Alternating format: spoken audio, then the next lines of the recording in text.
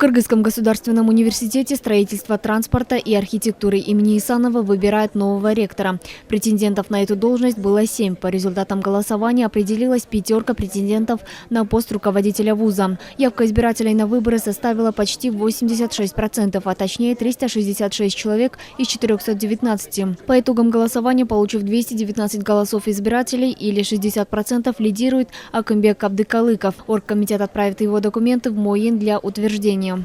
Утвержденный 5-летний срок действующего ректора до этого времени Абдыкалыкова завершился в июне месяце. В июле месяце были изданы приказы Министерства образования и науки Кыргызской Республики о создании организационного комитета по проведению выборов ректора.